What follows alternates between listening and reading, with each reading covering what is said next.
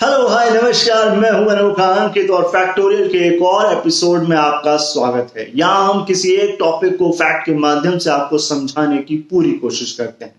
जैसा कि हमने पिछले एपिसोड में किया था, जहां हमने आपको बताया था कि सीट बेल्ट ना लगाना आपके जीवन के लिए कितना घातक हो सकता है और इसे ना लगाने के लोग क्या क्या बहाने बनाते हैं। अगर आपने वो एपिसोड मिस कर दिया हो तो जाकर जरूर एक बार चेकआउट कीजिएगा। चलिए अब बात करते हैं आज के एपिसोड की। एक वक्त था जब हम बच्चे हुआ करते थे, लेकिन अब हम बड़े हो गए।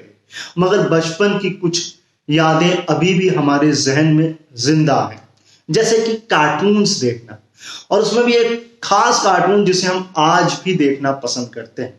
मैं बात कर रहा हूं टॉम एंड जेरी की, जिसमें एक बिल्ली होती है और एक चूहा होता है, और बिल्ली चूहे के पीछे भागती रहती और उसे परेशान करती रहती।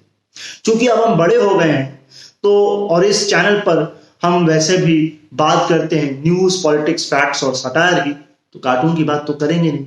मगर हाँ, बढ़ते बच्चों के कार्टून की बात करेंगे, और इस कार्टून का नाम है सीबीआई एंड ऑपोजिशन। जी हाँ जी, इसमें सीबीआई एक बिल्ली है और ऑपोजिशन एक चूहा है, जिसके पीछे सीबीआई घूमती रहती है और उसे परेशान करती रहती है। ये शो कोई नया नहीं है कि आज ही कल में शुरू हो गया है और इसके लिए कोई एक पार्टी जिम्मेदार है। मेरे पास पिछले 18 साल के फैक्ट्स हैं। इस एपिसोड में हम ये जानने की कोशिश करेंगे कि ये शो कब बहुत ज्यादा फेमस रहा और कब कम फेमस रहा। कहने का मतलब ये है कि कब सीबीआई ने ऑपोजिशन को ज्यादा तंग किया और कब कम तंग किया। इसे हम टीआरपी से समझेंगे। ना ना, ये वो वाली टीआरपी नहीं है जिसके लिए अर्नब गोस्वामी चीख चीख के इंडिया वांट्स टू नो कहते रहते हैं। यहां पर टीआरपी का मतलब टेलीविजन रेटिंग पॉइंट से नहीं है, जो टीवी चैनल और न्यूज चैनल्स को दी जाती है। यहां पर टीआरपी का मतलब है टेंशन रेटिंग पॉइंट, कि सीबीआई ऑपोजिशन को कितना टेंशन देती है। नंबर और फैक्ट से समझते हैं। साल 2004 से 14 के बीच ये टीआरपी पॉइंट या टीआरपी परसेंटेज था 60% या 60 पॉइंट। इसे हम स्वीट 60 भी कह सकते हैं। अब आप बोलोगे यार होता तो स्वीट 16 है। अब भाई मेरी मर्जी, मैं स्वीट 16 की जगह स्वीट 60 कहूं। कहने का अर्थ यह है कि उस वक्त ऑपोजिशन को प्यार से, दुलार से डराया धमकाया जा रहा था, उसको अपने पाले में भी रखा जा रहा था, साथ ही अपने लोगों पर भी तलवार लटकाई जा रही थी। मगर 2014 के बाद वक्त बदल गए, जज्बात बदल गए, सब कुछ बदल गया। ये टीआरपी पॉइंट, ये टीआरपी परसेंटेज स्वीट से नर्वस आ गया, क्योंकि ये नर्वस 90s के पार पहुंच गया। यानी कि ये 95 पॉइंट्स या 95% पे पहुंच गया। यानी कि अब सीबीआई ने 95% यानी कि 95% ऑपोजिशन को तंग करना शुरू कर दिया या उस पर जांच करनी शुरू कर दी। इसे और गहराई में समझते हैं कि साल 2004 से लेकर अब तक, यानी कि इन 18 सालों में 200 से अधिक या लगभग 200 ऑपोजिशन नेताओं पर सीबीआई जांच का शिकंजा कसा गया है या उन्हें जांच के दायरे में लाया गया है। जहां साल 2004 से 2014 के बीच जब यूपीए का कार्यकाल था, उस समय 72 नेताओं को सीबीआई जांच के दायरे में लाया गया, जिसमें से 43 ऑपोजिशन के थे, यानी कि 60%, जिसका जिक्र मैंने पहले किया। और 2014 के बाद यह आंकड़ा बढ़कर 124 नेताओं का हो गया, जिसमें से 118 ऑपोजिशन के हो गए, यानी कि 95%। साल 2004 से 14 के बीच जब यूपीए का कार्यकाल था तो कई घोटाले सामने आए, मगर 3 प्रमुख तौर से ऊपर आए। अब इसे आप 3 इडियट्स कह लीजिए या 3 मस्किटियर्स कह लीजिए, और ये थे 2G स्पेक्ट्रम घोटाला। अभी तो हम 5G की तरफ बढ़ रहे हैं, बट ये था 2G स्पेक्ट्रम घोटाला।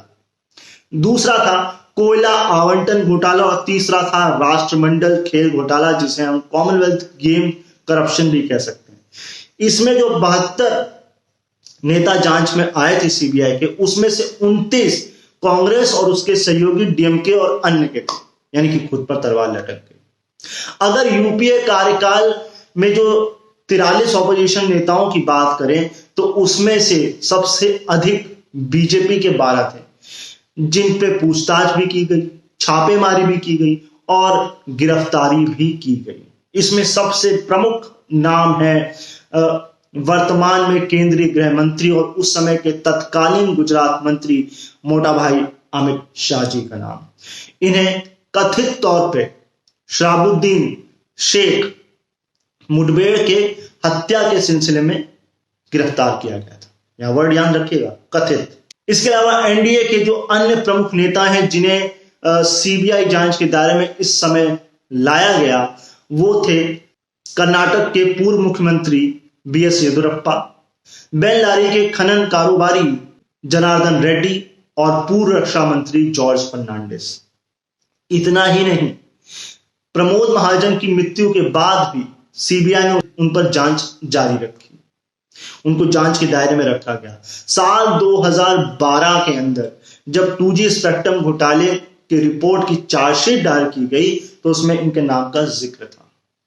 एनडीए के जो दूसरा कार्यकाल है या बीजेपी 2 जिसे हम कह सकते हैं, उसमें जांच का और आंकड़ों का जो झुकाव है सीबीआई का, वो गैर एनडीए अलायंस और विरोधी दल की तरफ ज्यादा है, जैसे कि टीएमसी, कांग्रेस, आरजेडी और बीजेडी। केवल 6 बीजेपी के नेता हैं जो इस वक्त जांच के दायरे में हैं, जिन पर जांच हो रही है सीबीआई की। ये रिपोर्ट जो जारी की है वो इंडियन एक्सप्रेस ने जारी की है, या ये इन्वेस्टिगेशन उन्होंने की है।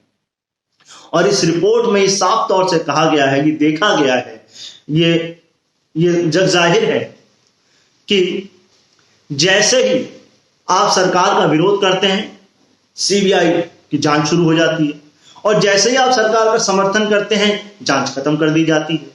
कहने का मतलब यह है कि जैसे ही आप सरकार के करीब जाते हैं, उससे गले मिलते हैं, सीबीआई आपसे दूर चली जाती है, और जैसे ही आप सरकार से दूर जाते हैं, वैसे ही सीबीआई आपके पास आ जाती है, आपसे वो गले मिलने लग जाती है। इसे उदाहरण के तौर पर समझते हैं। 2013 के अंदर जब डीएमके यूपीए से अलग हुआ, तब वहां तमिलनाडु के जो मुख्यमंत्री है एमके स्टालिन, उनके यहां पर सीबीआई ने छापेमारी की, कथित तौर से लग्जरी जो कार आयात हुई थी उसके बारे में।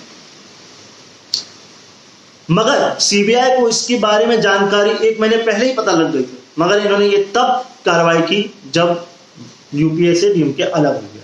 इसे एक और उदाहरण से समझिए।